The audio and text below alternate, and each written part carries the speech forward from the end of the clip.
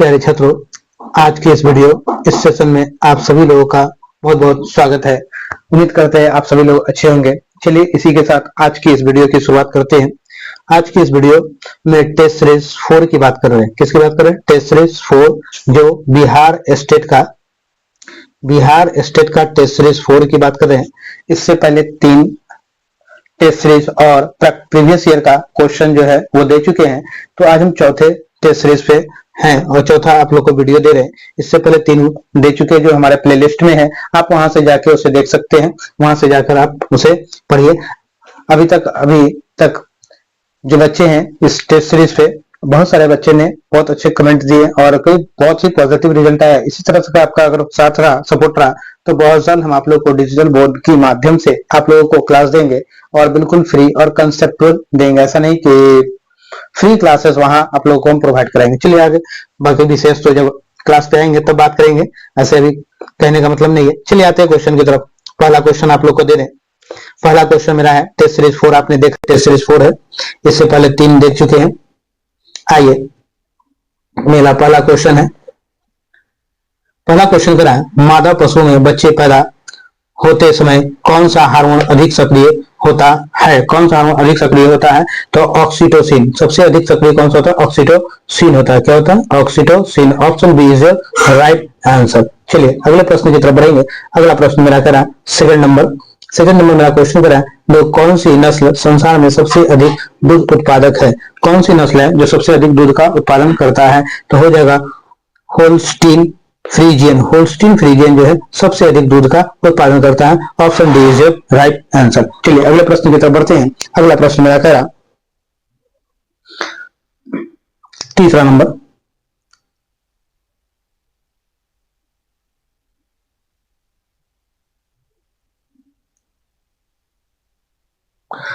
गायों और भैंसों में एंथ्रेक्स फैलने के लिए निम्नलिखित में से कौन सा प्रेरक एजेंट जिम्मेदार होता है? कौन सा प्रेरक एजेंट जिम्मेदार होता है? तो ये हो जाएगा जीवाणु। क्या हो जाएगा? जीवाणु। Option B is right answer. चलिए अगले प्रश्न की तरफ बढ़ते हैं। अगला प्रश्न कह रहा, गेहूं की बेकिंग गुणवत्ता डैश के कारण होती है? गेहूं की बेकिंग गुणवत्ता डैश के कारण होती है? तो गेहूं की बेकिंग गुणवत्ता ग्लूटेन के कारण होती है। ग्लूटेन के कारण होती है। Option B is right answer. Gluten के कारण होती है। चलिए नेक्स्ट प्रश्न की तरफ बढ़ते हैं। नेक्स्ट 5 नंबर मेरा क्वेश्चन कह रहा है, धान के लिए सामान्यतः प्रयोग होने वाले खरपतवार नाशक है। तो क्या है ये? तो हो जाएगा आपका 2,4-D। Option C is right answer. क्या होगा? Option C is right answer 2,4-D, जिसको कहा जाता है डाइक्लोरोफिल कीटनाशक कहा जाता है। ठीक है, डाइक्लोरोफिल कहा जाता है। चलिए आइए अगले प्रश्न की तरफ बढ़ते हैं। अगला प्रश्न मेरा 6 नंबर है। 6 नंबर मेरा प्रश्न कह रहा है, निम्नलिखित में से कौन सा हरित ईंधन स्रोत है? हरित ईंधन स्रोत कौन सा है?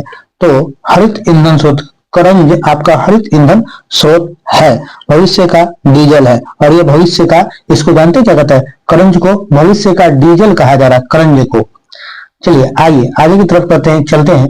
अगला क्वेश्चन मेरा 7 नंबर है, हरित क्रांति का लाभकारी वरदान किन विशेष फसलों के लिए है? किन विशेष फसलों के लिए है? तो ये हो जाएगा आपका गेहूं और चावल के लिए। किसके लिए? गेहूं और चावल जैसे फसलों के लिए वरदान साबित हो रहा है। ठीक है, लाभकारी वरदान है। तो option C is right answer. चलिए अगला प्रश्न मेरा पूछ रहा है 8 नंबर, पौधे का कौन सा भाग फूल बनाने का उद्दीपन ग्रहण करता है? फूल बनाने का उद्दीपन ग्रहण करता है। तो हो जाएगा पर्न। क्या हो जाएगा? पर्न। Option C is right answer. चलिए अगला प्रश्न मेरा 9 नंबर है। 9 नंबर मेरा प्रश्न बोल रहा है, एक पारिस्थितिकी तंत्र के विभिन्न घटकों से होकर पोषक तत्वों का गुजरना कहलाता है। पोषक तत्वों का गुजरना क्या कहलाता है? तो कहलाता है जैव भू रसायन चक्र। क्या कहलाता है? जैव भू रसायन चक्र। Option A is right answer. चलिए अगले प्रश्न की तरफ बढ़ते हैं। अगला प्रश्न मेरा क्या कह रहा है? अगला प्रश्न 10 नंबर है। 10 नंबर को कहते हैं, इको मार्क उन भारतीय उत्पादों को दिया जाता है जो क्या चीज है? जो पर्यावरण के प्रति मैत्रीपूर्ण है। जो पर्यावरण के प्रति मैत्रीपूर्ण है। तो option C is right answer. अगला प्रश्न 11 नंबर प्रश्न मेरा बोला है, निम्नलिखित में से कौन सा एक जीवान जैविक क्रिया द्वारा अपघटित नहीं होता है, जैविक क्रिया द्वारा अपघटित नहीं होता है। तो ये हो जाएगा प्लास्टिक पदार्थ जैविक क्रिया द्वारा अपघटित नहीं होता। Option B is your right answer. चलिए अगला प्रश्न की तरफ बढ़ते हैं। अगला प्रश्न मेरा कह रहा है मानव गतिविधियों से परिवर्तित पर्यावरण कहलाता है। मानव गतिविधियों से परिवर्तित पर्यावरण क्या कहलाता है? तो यह है एंथ्रोपोजेनिक पर्यावरण। क्या कहता है? एंथ्रोपोजेनिक पर्यावरण कहलाता है। Option B is right answer. चलिए अगले प्रश्न की तरफ बढ़ते हैं। अगला प्रश्न टेस्ट सीरीज 4 है, जहां आपको 2 पार्ट में होता है। ये रुक्मणी प्रकाशन का बुक है, आप जानते हैं रुक्मणी प्रकाशन का 2 पार्ट में होता है। तो क्या है, तो अलग अलग पार्ट करके, तो इधर से आपको दिख रहा होगा। चलिए अगले प्रश्न की तरफ आते हैं। 13 नंबर ये प्रश्न है, थोड़ा ज्यादा लाइटिंग की वजह से आप लोग को दिख रहा होगा। 30 नंबर क्वेश्चन है, किस एकल जाति स्पीसीज व उसके आवास के पर्यावरणीय घटकों का अध्ययन कहलाता है? पर्यावरणीय घटकों का अध्ययन कहलाता है। तो यह हो जाएगा स्वपारिस्थितिकी। स्वपारिस्थितिकी। Option C is right answer. चलिए अगले प्रश्न की तरफ बढ़ते हैं।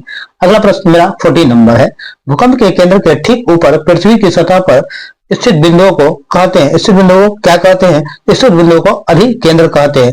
भूकंप के केंद्र के ठीक ऊपर पृथ्वी की सतह पर स्थित बिंदु को अधिकेंद्र कहते हैं। Option C is right answer. चलिए अगले प्रश्न की तरफ बढ़ते हैं। अगला प्रश्न मेरा बोला 15 नंबर, निम्नलिखित में से कौन गर्म जलधारा है? कौन सा गर्म जलधारा है? तो ये हो जाएगा अल नीनो।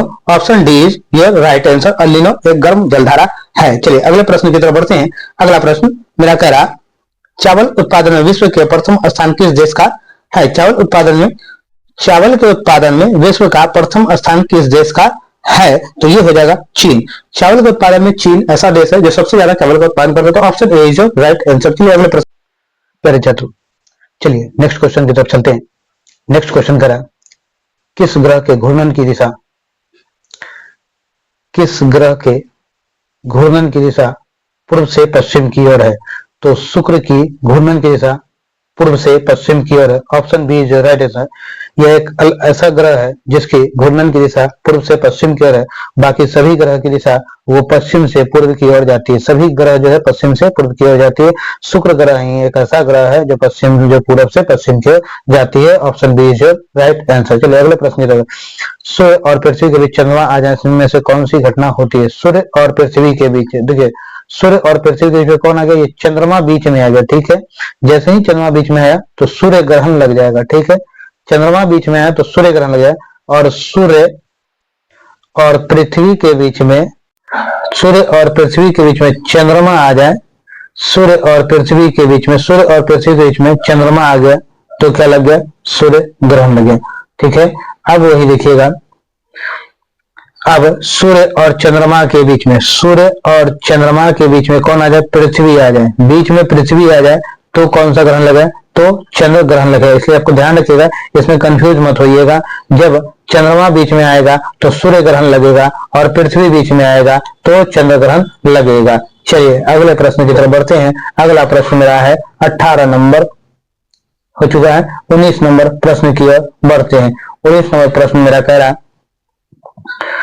कृषि को उद्योग को दर्जा देने वाला भारत का प्रथम राज्य कौन है? तो भारत का प्रथम राज्य महाराष्ट्र है। Option D is your right answer. चलिए अगले प्रश्न की तरफ बढ़ते हैं। अगला प्रश्न मेरा कह रहा, किस प्रकार की वस्तु पर स्टार रेटिंग की प्रणाली प्रयोग की जाती है? किस प्रकार की वस्तु पर स्टार रेटिंग की प्रणाली प्रयोग की जाती है? इलेक्ट्रॉनिक एंड इलेक्ट्रॉनिक्स पर, इलेक्ट्रॉनिक्स जो भी वस्तु आप खरीदते हैं उस पर स्टार रेटिंग किया है। जैसे आप कोई भी चीज खरीदने जाइएगा तो देखिए उस पर स्टार मार्किंग है। आप रेफ्रिजरेटर ऐसे खरीदिएगा 3 स्टार 5 स्टार। आप जब कोई भी बल्ब वगैरह खरीदते हैं, CFL खरीदिएगा तो देखिए उस पर स्टार मार्किंग दिया रहता है। तो वो किस वस्तु पर देता है? इलेक्ट्रॉनिक्स की वस्तु पर दिया जाता है। Option C is right answer. चलिए 21 नंबर क्वेश्चन की तरफ बढ़ते हैं। 21 नंबर मेरा क्वेश्चन कह रहा है, अशोक मेहता समिति 1970 का संबंध किससे है? 1970 का संबंध किससे है? द्विस्तरीय पंचायती राज व्यवस्था से। किससे? द्विस्तरीय पंचायती राज व्यवस्था से संबंधित। Option A is right answer. चलिए अगले प्रश्न की तरफ चलते हैं। अगला प्रश्न मेरा कह रहा 22 नंबर। अगला प्रश्न मेरा क्या कह रहा है? 22 नंबर। 22 नंबर मेरा क्वेश्चन है, अनुच्छेद 41 के तहत निम्न में से कौन सा योजना भारत सरकार द्वारा चलाई जा रही है? निम्न में से कौन सी योजना जो है अनुच्छेद 41 के द्वारा जो भारत सरकार के द्वारा चलाई जा रही है? तो ये हो जाएगा अन्नपूर्णा योजना, सिर्फ अन्नपूर्णा योजना, इंदिरा गांधी वृद्धा पेंशन योजना, सिर्फ ख और दोनों, यानी देखिए क ख टाइप का, यानी बी हो जाएगा, सिर्फ बी होगा या दोनों हो जाएगा। तो ये आपका ऑप्शन हो जाएगा इंदिरा गांधी वृद्धा पेंशन योजना, ऑप्शन बी आपका राइट आंसर होगा। चलिए नेक्स्ट क्वेश्चन की तरफ चलते हैं। नेक्स्ट क्वेश्चन मेरा कह रहा है,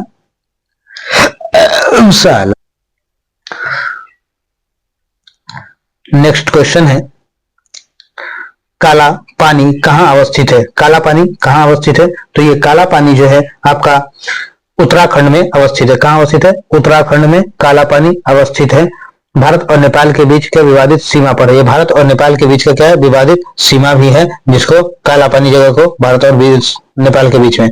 चलिए अगले प्रश्न की तरफ चलते हैं। अगला प्रश्न मेरा 24 नंबर का रहा है। 24 नंबर, बंगाल की खाड़ी में अवस्थित गंगा सागर एक धार्मिक स्थल है, इसे अन्य किस नाम से जाना जाता है? इसको न्यू मूर द्वीप के नाम से जाना जाता है। किस नाम से आता है? न्यू मूर द्वीप के नाम से इसे जाना जाता है। Option B is your right answer. चलिए अगले प्रश्न की तरफ चलते हैं। अगला प्रश्न मेरा है 25 नंबर। 25 नंबर मेरा क्वेश्चन कह रहा है, भारत का रेलवे यातायात विश्वविद्यालय कहाँ स्थित है? भारत का रेलवे यातायात विश्वविद्यालय कहाँ स्थित है?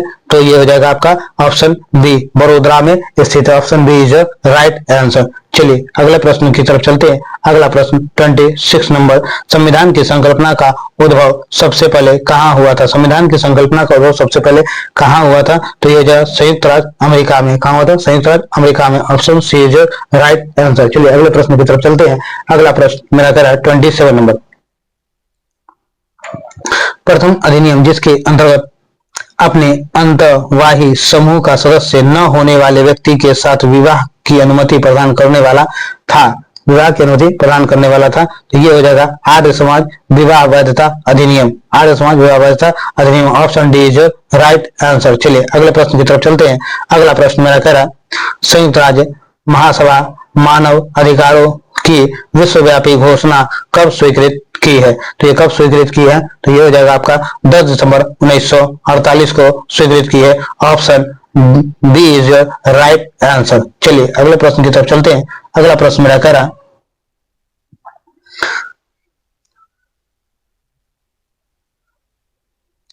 अगला प्रश्न मेरा जो है 29 नंबर। 29 नंबर का है, संविधान के किस अनुच्छेद के तहत वित्त आयोग का प्रावधान है? किस अनुच्छेद के तहत वित्त आयोग का प्रावधान है? तो अनुच्छेद 280 के तहत वित्त आयोग का प्रावधान है। Option B is right answer. चलिए अगले प्रश्न की तरफ चलते हैं। अगला प्रश्न 30 नंबर, निम्नांकित मौलिक अधिकारों में से किसे डॉक्टर बी आर अम्बेडकर ने संविधान का हृदय और आत्मा की संज्ञा दी थी?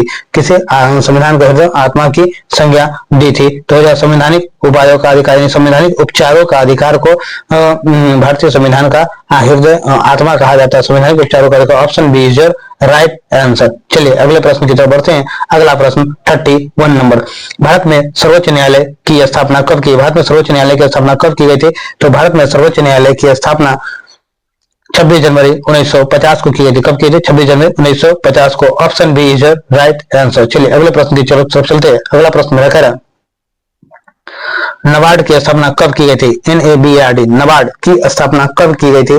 तो नबार्ड की स्थापना जो है आपको 1982 में 1882 ईस्वी में की थी। Option B is your right answer. इसका फुल फॉर्म है national bank of agriculture and rural development. National bank of agriculture rural development. ठीक है, इसको याद रखिएगा आप लोग। इसका फुल फॉर्म हम फिर से एक बार रिपीट करें, national bank of agriculture and rural development. चलिए इसकी स्थापना 1975 में किया गया था। चलिए सॉरी, इसकी स्थापना 1975 में नहीं की, सॉरी इसकी स्थापना तो ये बताया ना 1882 ईस्वी में की गई थी। चलिए अगले प्रश्न की तरफ चलते हैं। अगला प्रश्न मेरा कह रहा 33 नंबर, उत्पादन की सक्रिय साधन है। उत्पादन की सक्रिय साधन क्या है? उत्पादन की सक्रिय साधन जो है वो हो जाएगा मानव पूंजी। क्या हो जाएगा? मानव पूंजी हो जाएगा। उत्पादन की सक्रिय साधन क्या है? मानव पूंजी है। अगले प्रश्न की तरफ बढ़ते हैं। अगला प्रश्न मेरा कह रहा, प्रत्यक्ष कर का उदाहरण है। क्या चाहिए? प्रत्यक्ष कर का उदाहरण है क्या है? तो प्रत्यक्ष कर का उदाहरण इनमें से कौन सा हो जाएगा? 1 सेकंड। हाँ, प्रत्यक्ष कर का उदाहरण कौन सा हो जाएगा? ए आयकर, उपहार कर, दोनों, इनमें से कोई नहीं। आपका हो जाएगा दोनों। प्रत्यक्ष कर क्या था, आयकर और उपहार कर, दोनों कर को मिलाकर प्रत्यक्ष कर बनता है। चलिए इसका आंसर हो जाएगा option C is right answer. चलिए अगले प्रश्न की तरफ चलते हैं। अगला प्रश्न मेरा 35 में, मिताक्षरा एक हिंदू विधि ग्रंथ है, इसके रचनाकार कौन थे? इसके रचनाकार कौन थे? तो इसके रचनाकार विज्ञानेश्वर है। कौन है? Vijnaneshwara. Option C is right answer. चलिए अगले प्रश्न की तरफ चलते हैं। अगला प्रश्न मेरा कह रहा, ईसाई धर्म के प्रवर्तक ईसा मसीह का जन्म कहाँ हुआ था? ईसा मसीह का जन्म कहाँ हुआ था? तो ईसा मसीह का जन्म बेथलेहम में हुआ था। कहाँ हुआ था? बेथलेहम में हुआ था। Option C is right answer. वर्तमान में बेथलेहम कहाँ है? तो वर्तमान में यह बेथलेहम इजराइल में स्थित है। कहाँ स्थित है? तो इजराइल में स्थित है। चलिए अगले प्रश्न की तरफ चलते हैं। अगला प्रश्न का निम्नलिखित में से कौन ईसाई धर्म का संप्रदाय नहीं है? निम्न में से कौन ईसाई धर्म का संप्रदाय नहीं है? तो आर्कियन क्या है? ईसाई धर्म का संप्रदाय नहीं है। Option D is right answer 37 question का। चलिए अगले प्रश्न की तरफ बढ़ते हैं। अगला प्रश्न मेरा 38 नंबर है। 38 नंबर में क्वेश्चन करा, संपूर्ण विश्व का चक्कर किस यात्री ने सर्वप्रथम लगाया? पूरे विश्व का चक्कर किस यात्री ने लगाया था? तो मैगलेन ने लगाया था। किसने लगाया था? मैगलेन ने। Option B. देखिए ये कई जगह पूछ चुका है, ठीक है, इसलिए क्वेश्चन को रिपीट किया जा रहा है। यह प्रैक्टिस सेट प्रीवियस ईयर सब में आया था, इसलिए आप लोग क्वेश्चन पे ध्यान देते रहिए और प्रैक्टिस करते रहिए। चलिए 39 नंबर फिर से चलते हैं। 39 नंबर मेरा क्वेश्चन करा, सिकंदर को पंजाब के शासक पोरस के साथ युद्ध लड़ना पड़ा। इस युद्ध को हम किस नाम से जानते हैं? इस युद्ध को हम किस नाम से जानते हैं? तो इस युद्ध को हम हाइडेस्पिस युद्ध के नाम से जानते हैं। Option D is right answer. चलिए अगले प्रश्न की तरफ बढ़ते हैं। अगला प्रश्न मेरा कह रहा 40 नंबर मेरा क्वेश्चन कह रहा है, यूरोप का मरीज किस देश को कहा जाता है? यूरोप का मरीज किस देश को कहा जाता है? तो ये हो जाएगा आपका तुर्की को यूरोप का मरीज कहा जाता है। Option C is right answer. चलिए अगले प्रश्न की तरफ बढ़ते हैं। अगला प्रश्न 41 नंबर है मेरा। 41 नंबर मेरा क्वेश्चन कह रहा, 1 सेकेंड, हाँ चलिए आ जाइए। 41 नंबर है, निम्नलिखित में से कौन सा वर्ग फ्रांस के तृतीय स्टेट का हिस्सा नहीं था? फ्रांस के तृतीय स्टेट का हिस्सा नहीं था, तो ये हो जाएगा पादरी। क्या हो जाएगा? पादरी। Option C is right answer. चलिए अगले प्रश्न की तरफ बढ़ते हैं। अगला प्रश्न 42 मेरा क्या करा, 42 मेरा क्या करा, 1791 में महिला एवं नागरिक अधिकार घोषणा पत्र किस महिला ने तैयार किया? महिला एवं नागरिक अधिकार घोषणा पत्र किस महिला ने तैयार किया? तो ये हो जाएगा आपका Olympe de Gouges. Option C is right answer. चलिए अगले प्रश्न की तरफ बढ़ेंगे। अगला प्रश्न मेरा 43 नंबर कह रहा है, 7 वर्षीय युद्ध 1756 से 1763 के परिणाम से निम्न में से कौन से देशों की फौज की हार हुई? किस देशों की फौज की हार हुई? तो ये हो जाएगा फ्रांसीसी। किसकी हो जाएगा? फ्रांसीसी की। Option D is right answer. चलिए अगले प्रश्न की तरफ बढ़ते हैं। अगला प्रश्न मेरा कह रहा 44 नंबर, प्रथम अफीम युद्ध 1839 से 42 ईस्वी का समापन करने वाले संधि थे। 1839 से 42 तक चला अफीम का युद्ध और इसके बाद समापन हुआ। तो यह कौन सा युद्ध समापन करने वाली संधि थी? यह कौन सी संधि थी जिसके बीच में यह समापन हुआ था? तो यह हो जाएगा नानकिंग की संधि थी जिसके बीच यह समापन हो गया। Option A is right answer. चलिए अगले प्रश्न की तरफ चलते हैं। अगला प्रश्न, यूटोपिया के लेखक कौन थे? यूटोपिया के लेखक कौन थे? यूटोपिया के लेखक थॉमस मोर थे। Option A is right answer. अगले प्रश्न की तरफ बढ़ते हैं। प्रोटेस्टेंटवाद का जनक कौन थे? प्रोटेस्टेंटवाद का जनक कौन था? तो प्रोटेस्टेंटवाद का जनक मार्टिन लूथर किंग था। प्रोटेस्टेंटवाद का जनक मार्टिन लूथर किंग था। Option A is right answer. चलिए अगले प्रश्न की तरफ चलते हैं। अगला प्रश्न, प्रथम विश्व युद्ध के दौरान कौन सा देश 1915 में ब्रिटेन के खिलाफ केंद्रीय बलों में शामिल हुआ? ब्रिटेन के खिलाफ केंद्रीय बलों में शामिल हुआ, तो ये था बुल्गारिया। कौन सा देश था? Bulgaria. Option B is right answer. चलिए अगले प्रश्न की तरफ चलते हैं। अगला प्रश्न 48 में, बोस्टन बंदरगाह पर 340 चाय के बक्सों को 16 दिसंबर 1773 को सैमुअल एडम्स के नेतृत्व में समुद्र में फेंका गया। इन घटनाओं को किस नाम से जाना जाता है? इस घटना को बोस्टन टी पार्टी के नाम से जाना जाता है। Option C is your right answer. 49 number, 29 अप्रैल 1954 को पंचशील निम्न देशों के बीच समझौता हुआ। पंचशील समझौता किस देशों के बीच हुआ था? तो पंचशील समझौता भारत और चीन के बीच हुआ था। Option C is your right answer. 29 अप्रैल 1954 को पंचशील समझौता हुआ भारत और चीन के बीच, इसलिए option C is your right answer. चलिए 50 नंबर क्वेश्चन मेरा कह रहा, प्रथम विश्व युद्ध 14 से 18 तक तत्कालीन कारण क्या था? तत्कालीन कारण क्या था?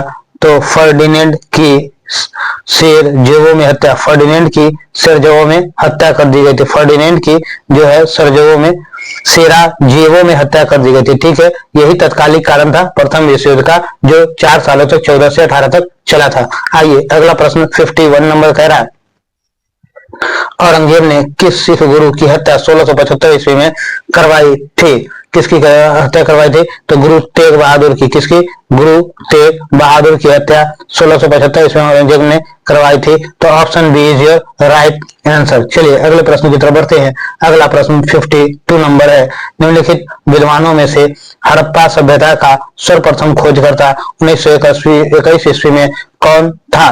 तो 1921 ईस्वी में कौन था? तो ये हो जाएगा आपका दयाराम साहनी थे, जो हड़प्पा सभ्यता का सबसे पहले खोजकर्ता Dayaram Sahni. Option D is your right answer. चलिए अगले प्रश्न की तरफ चलते हैं। अगला प्रश्न, काकोरी डकैती घटना 9 अगस्त 1925 के नायक कौन थे?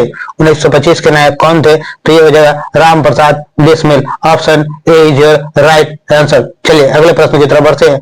अगला प्रश्न मेरा कह रहा है, निर्गुण संत कबीर गुरु कौन थे? निर्गुण संत कबीर गुरु कौन थे? तो ये हो जाएगा ऑप्शन आपका रामानंद। क्या हो जाएगा? ऑप्शन का बी, रामानंद हो जाएगा। Option B is right answer. चलिए अगले प्रश्न की तरफ चलते हैं। 55 नंबर, निम्नलिखित में से किसने लखनऊ में सन 1857 के विद्रोह का नेतृत्व किया? 1857 का विद्रोह का नेतृत्व किसने किया था? तो ये हजरत महल ने। क्या था? Hazrat Mahal. Option D is right answer. चलिए 56 नंबर क्वेश्चन की तरफ चलते हैं। 56 नंबर मेरा क्वेश्चन कह रहा, अकबर ने पंचमहल का निर्माण जो खंभों के लिए विख्यात है कहाँ किया था? खंभों के लिए विख्यात है, कहाँ किया था? तो इसका आपका जो है फतेहपुर सीकरी। कहाँ था? Fatehpur Sikri. Option B is right answer. चलिए अगले प्रश्न की तरफ बढ़ते हैं, जो 57 नंबर है। 1876 ईस्वी में लॉर्ड डलहौजी ने जो पहली टेलीग्राफी लाइन शुरू की वह किस किस के बीच थी? वह किस किस के बीच थी पहली टेलीग्राफी लाइन? तो वो हो जाएगा कलकत्ता और आगरा के बीच थी। कब थी? कलकत्ता और आगरा के बीच की गई थी 1853 ईस्वी। कब किया गया था? 1853 से दिया हुआ है। तो option D is right answer. चलिए अगले प्रश्न की तरफ चलते हैं। अगला प्रश्न करा, केप ऑफ गुड होप के रास्ते भारत तक समुद्र मार्ग की खोज किसने की थी? केप ऑफ गुड होप के रास्ते भारत की खोज किसने की थी? तो वास्को डिगामा ने की थी। किसने की थी? वास्को डिगामा ने। Option A is right answer. आइए अगले प्रश्न 59 नंबर पे चलते हैं। 59 नंबर मेरा क्वेश्चन कह रहा, कौन सुमेलित नहीं है? 16 अक्टूबर को विश्व खाद्य दिवस मनाया जाता है, ये सही है। दूसरा, 9 अक्टूबर को विश्व डाक दिवस, ये भी सही है। 8 अक्टूबर को भारतीय वायु सेना दिवस, ये भी सही है। और 5 अक्टूबर को अंतर्राष्ट्रीय वृद्धाजन दिवस, ये गलत है। 5 अक्टूबर को ये आपका गलत हो जाएगा। तो कौन सा सुमेलित नहीं है पूछ रहा, तो आपका ऑप्शन डी हो जाएगा। Option D is right answer, जबकि ये सुमेलित नहीं है, क्योंकि वो नहीं वाला पूछा, इसका आंसर गलत वाला ही होगा। आइए नेक्स्ट प्रश्न की तरफ चलते हैं। नेक्स्ट प्रश्न मेरा 60 नंबर कह रहा है, बैंकिंग लोकपाल योजना की शुरुआत किसने की? बैंकिंग लोकपाल योजना की शुरुआत किसने की? तो ये रिजर्व बैंक ऑफ इंडिया ने की। किसने की? रिजर्व बैंक ऑफ इंडिया ने। Option A is right answer. चलिए अगले प्रश्न, जो कौन सा एक युग्म सुमेलित है? कौन सा एक युग्म है जो सुमेलित है? ब्लू बुक यूके के सरकार का आधिकारिक रिपोर्ट है, ये बात सही है, ये सही है। ग्रीन बुक इटली और ईरान सरकार का आधिकारिक प्रकाशन, ये भी सही है। ग्रे बुक, जापान और बेल्जियम सरकार की आधिकारिक रिपोर्ट, ये भी सही है, यानी कि सब सही है। आपका ऑप्शन डी हो जाएगा। Option D is your right answer, सभी सुमेलित करता है। चलिए अगले प्रश्न की तरफ चलते हैं। अगला प्रश्न 62 में, लोकसभा की प्रथम महिला महासचिव थी, तो लोकसभा की प्रथम महिला महासचिव स्नेहलता श्रीवास्तव थी। कौन थी? स्नेहलता श्रीवास्तव थी। Option B is right answer. चलिए अगला प्रश्न 63, डैश लिखित दस्तावेज है जो एक मानव विज्ञानी संस्कृति का चित्रण दर्शाते अनुसंधान से तैयार करता है, क्या है? तो एथनोग्राफी। क्या हो जाएगा? Ethnography. Option A is right answer. चलिए अगले प्रश्न की तरफ बढ़ते हैं। अगला प्रश्न 64 नंबर प्रश्न कह रहा मेरा, आर्ट ऑफ लिविंग के प्रस्तावक और प्रचारक कौन है? आर्ट ऑफ लिविंग प्रस्तावक और प्रचारक कौन है? तो ये हो जाएगा आपका श्री श्री रविशंकर है। श्री श्री रविशंकर। आप इनका एडवर्ट देखते होंगे, बहुत सारे प्रोडक्ट मार्केट में इनके मिलते हैं। तो option B is right answer. प्यारे छात्रों, आपका नेक्स्ट क्वेश्चन है, दक्षिण अमेरिका के मध्य अक्षांशीय घास के मैदान का क्या नाम है? दक्षिण अमेरिका के मध्य अक्षांशीय घास के मैदान का नाम पूछा जा रहा है आपसे। तो ये आपका क्या होगा? पंपास हो गया। क्या होगा? Pampas. Option B is your right answer. चलिए अगले प्रश्न की तरफ बढ़ते हैं। अगला प्रश्न मेरा कह रहा, ग्रेट विक्टोरियन मरुस्थल कहाँ स्थित है? ग्रेट विक्टोरियन मरुस्थल, ठीक है, ग्रेट विक्टोरियन मरुस्थल कहाँ स्थित है? तो ये आपका कहाँ है? तो ये आपका ऑस्ट्रेलिया में स्थित है। Option A is right answer. चलिए अगले प्रश्न की तरफ बढ़ते हैं। अगला प्रश्न मेरा कह रहा, 67 निम्नलिखित सागरों में से किसमें औसतन लवणता सर्वाधिक है? निम्नलिखित सागरों में से किसमें औसतन लवणता सर्वाधिक यानी सबसे अधिक पाई जाती है? तो इसका आंसर हो जाएगा मृत सागर। मृत सागर जिसे डेड सी सागर इंग्लिश में कहते हैं, इसमें सबसे अधिक मात्रा में लवणता यानी खारापन पानी में पाया जाता है। चलिए इसका आंसर 67 का ऑप्शन डी ये राइट आंसर। चलिए अगले क्वेश्चन की तरफ चलते हैं। अगला क्वेश्चन मेरा क्या है, कुकस प्लेट किनके मध्य पाई? तो कुकस प्लेट किनके मध्य पाई जाती है? तो कुकस प्लेट जो है मध्य अमेरिका तथा प्रशांत प्लेट, मध्य अमेरिकी तथा प्रशांत प्लेट के बीच में पाई जाती है। Option A is right answer. चलिए अगले प्रश्न की तरफ बढ़ते हैं। अगला प्रश्न मेरा कह रहा, निम्नलिखित में से कौन सा विश्व का कहवा पतन के नाम से जाना जाता है? कहवा पतन के नाम से जाना जाता है। तो आपका आंसर हो जाएगा सैंटोस। सैंटोस आपका हो जाएगा। Option B is right answer. चलिए अगले प्रश्न की तरफ चलते हैं।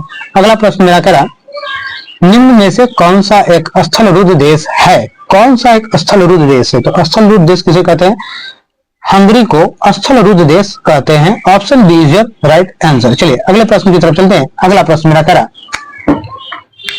अगला प्रश्न मेरा 71 नंबर है। 71 नंबर, निम्न में से कौन सा द्वीप क्षेत्रफल में सबसे बड़ा है? क्षेत्रफल में सबसे बड़ा द्वीप कौन सा है? तो सबसे बड़ा बोर्नियो है। ब्रोनियो जो है सबसे बड़ा द्वीप है। Option A is right answer. चलिए अगले प्रश्न की तरफ बढ़ते हैं। अगला प्रश्न मेरा कह रहा है, निम्न में से किस क्षेत्र में भूमध्य सागरीय जलवायु प्रचलित नहीं है? भूमध्य सागरीय जलवायु प्रचलित नहीं है, तो भूमध्य सागरीय जलवायु कहाँ प्रचलित नहीं है? तो पंपास यानी option D is right answer. Pampas में प्रचलित नहीं है। चलिए अगला प्रश्न की तरफ बढ़ते हैं। अगला प्रश्न करा, वह देश जो विश्व में रेशम का सबसे बड़ा उत्पादक है? वह देश जो विश्व में रेशम का सबसे बड़ा उत्पादक है, रेशम का सबसे बड़ा उत्पादक देश कौन सा है? तो हो जाएगा आपका बी चीन। चीन जो है विश्व में रेशम का सबसे अधिक उत्पादन करता है।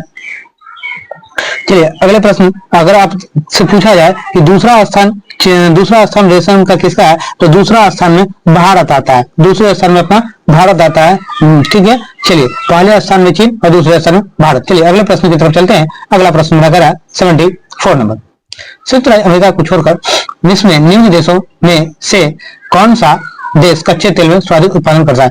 कच्चा तेल का सबसे अधिक उत्पादन करने वाला देश का नाम बताना। को सबसे अधिक, तो सऊदी अरब कच्चा तेल का सबसे अधिक उत्पादन करता है।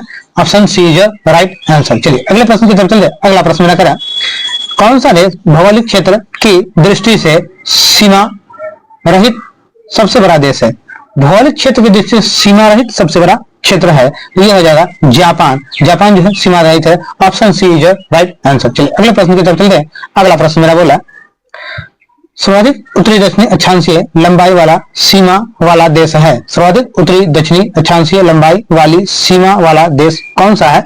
तो ये हो जाएगा आपका चिली। क्या हो जाएगा? Chile. Option B is your right answer. चलिए अगले प्रश्न की तरफ चलते हैं। अगला प्रश्न मेरा करा, निम्न में से कौन से बॉन्ड द्वारा भारतीय संस्था विदेशी बाजारों से विदेशी मुद्रा के बजाय रुपए पैसे जुटा सकते हैं? किसके माध्यम से जुटा सकते हैं? तो ये हो जाएगा मसाला बॉन्ड के माध्यम से आप जो है रुपया पैसा जुटा सकते हैं। चलिए अगले प्रश्न की तरफ, ऑप्शन बी होगा इसका राइट आंसर। अगले प्रश्न की तरफ बढ़ते हैं। अगला प्रश्न मेरा करा 78 नंबर, कैशलेस लेनदेन को बढ़ावा देने के लिए भारत सरकार द्वारा किस समिति का गठन किया गया है? भारत सरकार द्वारा किस समिति का गठन किया कैशलेस लेनदेन के लिए? तो करा नीरज कुमार गुप्ता समिति है। किसका? नीरज कुमार गुप्ता समिति का। Option D is right answer. चलिए अगले प्रश्न की तरफ बढ़ते हैं। अगला प्रश्न है, निम्न उपायों में से कौन सा भारतीय भुगतान संतुलन स्थिति को सुधारने में सक्षम नहीं है? भारतीय भुगतान संतुलन समिति को सुधारने में सक्षम नहीं है। तो कौन सा नहीं है? तो ये हो जाएगा निर्यातों पर अधिक कर लगाना। निर्यातों पर अधिक कर लगाना। Option D is your right answer. चलिए अगले प्रश्न की तरफ चलते हैं। 80 नंबर, किस अर्थशास्त्री ने भारत में सबसे पहले वैज्ञानिक दृष्टि से राष्ट्रीय आय की गणना की? राष्ट्रीय आय की गणना सबसे पहले किसने की थी? तो राष्ट्रीय आय की गणना करने वाला सबसे पहला कौन था? तो हो जाएगा वी.के.आर.वी. राव। वी.के.आर.वी. राव हो जाएगा। Option B is your right answer. चलिए अगले प्रश्न की तरफ चलते हैं। अगला प्रश्न मेरा बोला 81 नंबर है। 81 नंबर मेरा क्वेश्चन कह रहा है 2011 की जनगणना के अनुसार 2001 से 11 के दशक में जनसंख्या वृद्धि दर प्रतिशत क्या थी? जनसंख्या वृद्धि दर की प्रतिशत क्या थी? तो ये आपका ऑप्शन हो जाएगा 17.64। Option B is right answer. अगले प्रश्न की तरफ बढ़ते हैं। जो 82 नंबर आपका बोल रहा है ये 82 है। भारत में सेवा कर किसकी सिफारिशों से लागू हुआ? सेवा कर किसकी सिफारिश से लागू हुआ है? तो सेवा कर जो है राजा जे चलैया समिति के सिफारिश पर सेवा कर लागू हुआ है। राजा जे चलैया समिति। Option B is right answer. चलिए अगले प्रश्न की तरफ चलते हैं। अगला प्रश्न है, आइए अगला प्रश्न मेरा बोला, भारत में पहली पंचवर्षीय योजना का आधार था। भारत में पहली पंचवर्षीय योजना का आधार क्या था? तो भारत में पहली पंचवर्षीय योजना का आधार जो था वो क्या था? Herald Domar model. क्या था? हेराल्ड डोमर मॉडल था पहली पंचवर्षीय योजना, यानी option A is right answer. अगर आपसे पूछे द्वितीय पंचवर्षीय योजना का, तो द्वितीय पंचवर्षीय योजना क्या हो जाएगा आपका? महानुलोविस मॉडल था। द्वितीय पंचवर्षीय योजना महानुलोविस मॉडल पर आधारित है। ये दूसरा पंचवर्षीय योजना सेकंड वाला था, सेकंड पंचवर्षीय, लेकिन प्रथम पंचवर्षीय योजना हेराल्ड डोमर मॉडल पर आधारित था। चलिए 83 के बाद 84 नंबर अगले प्रश्न की तरफ चलते हैं। अगला प्रश्न मेरा कर है 84 नंबर, लेखानुदान बना है। लेखानुदान ये 84 है। लेखानुदान बना है। लेखानुदान किससे बना है? तो लेखानुदान करा बजट पारित लंबित होने के कारण निधि आवंटन हेतु बना। तो option C is right answer. चलिए अगले प्रश्न की तरफ बढ़ेंगे। अगला प्रश्न मेरा कह रहा है 85 नंबर। 85 नंबर कह रहा है आपसे, भारतीय संविधान दिवस मनाया जाता है। भारतीय संविधान कब मनाया जाता है? अक्टूबर में, नवंबर में, जनवरी में, तीनों दिया हुआ है 26, और एक ऑप्शन आपका दिया हुआ है डी में 15 अगस्त को। ठीक है, तो आप हम लोग कब मनाते हैं? तो 26 नवंबर को मनाते हैं भारतीय संविधान दिवस। ठीक है, option B is right answer. चलिए अगले प्रश्न की तरफ बढ़ते हैं। अगला प्रश्न तेरा, भारत सरकार में का कौन सा अधिकारी सदस्य न होते हुए भी भारतीय संसद की कार्यवाही में भाग लेने का अधिकार रखता है?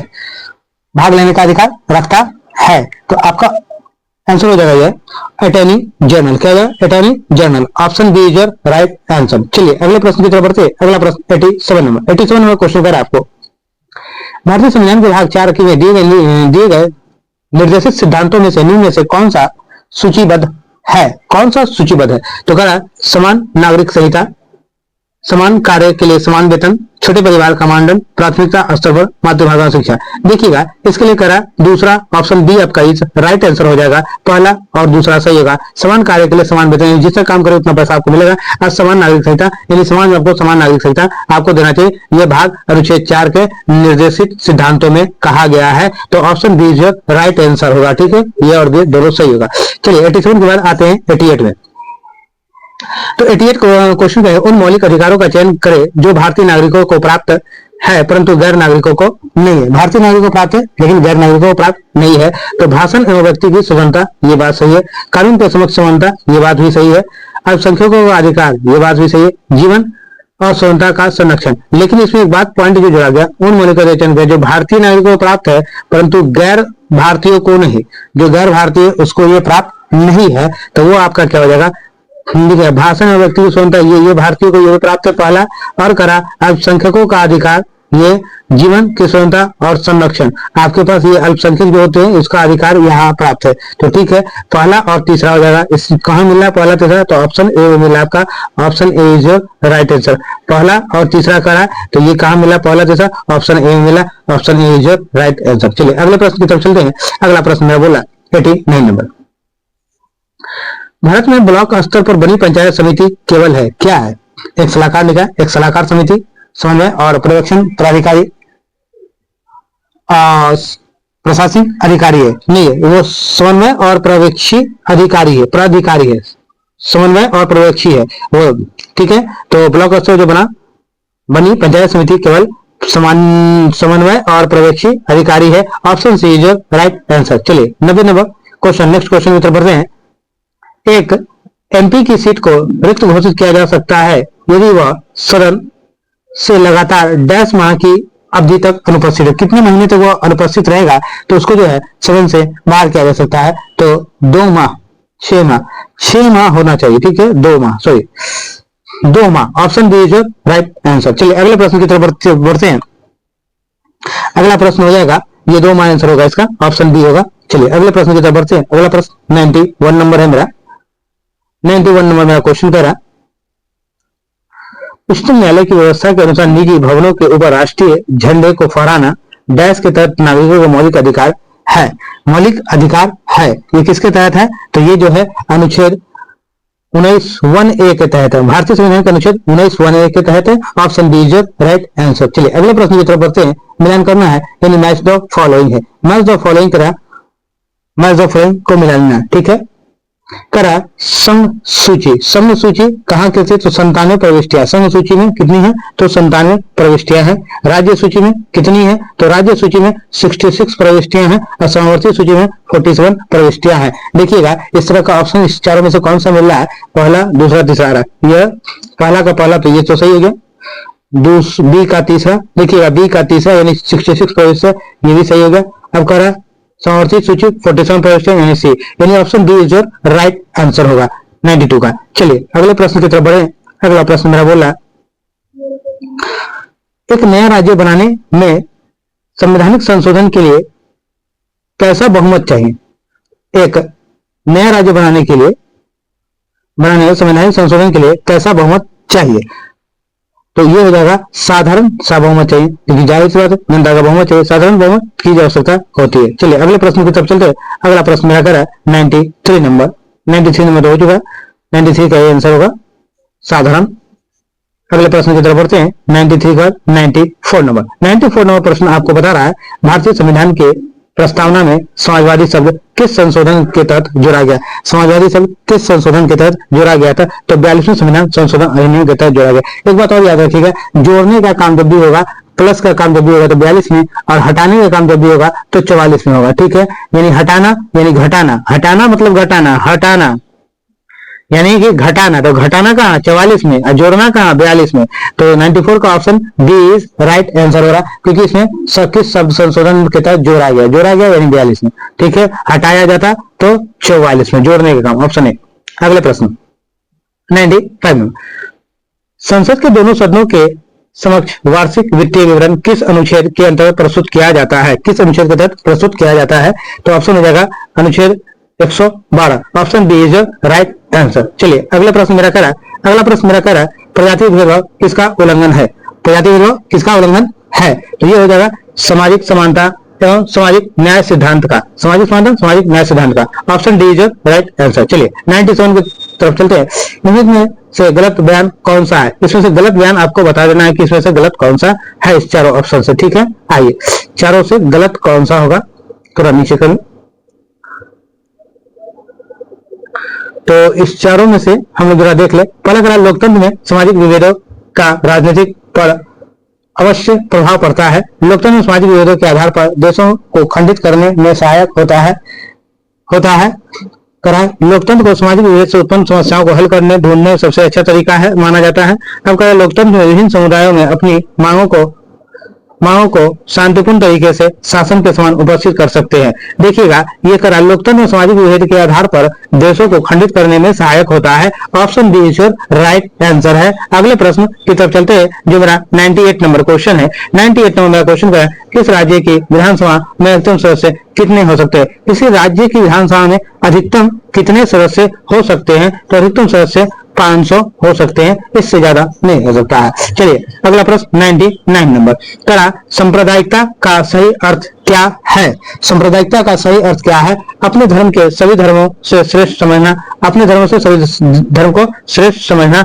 ये कह रहा है सांप्रदायिकता का मतलब होता है, देखते हैं सांप्रदायिक कभी कभी इस तरह के माहौल ले जाती है। इसका मतलब क्या है कि लोग समझता है कि हमारा धर्म सबसे श्रेष्ठ है, इसलिए कहा सांप्रदायिकता का धर्म को श्रेष्ठ मानना। चलिए अगला प्रश्न की तरफ चलते हैं। अगला प्रश्न मेरा 100 नंबर है जो कह रहा है सर्वोच्च संप्रभुता किसका अनिवार्य लक्षण है? सर्वोच्च संप्रभुता किसका अनिवार्य लक्षण है? तो ये होगा राज्य का सबसे अनिवार्य लक्षण है। Option A is right answer. चलिए इसी के साथ ये 100 क्वेश्चन का हमने ये वीडियो आपको तक पहुंचा दिया है। ये स्टेट का ही है, बिहार स्टेट जो टेस्ट सीरीज हम जो देते हैं उसका ये चौथा है, रुक्मणी प्रकाशन का है।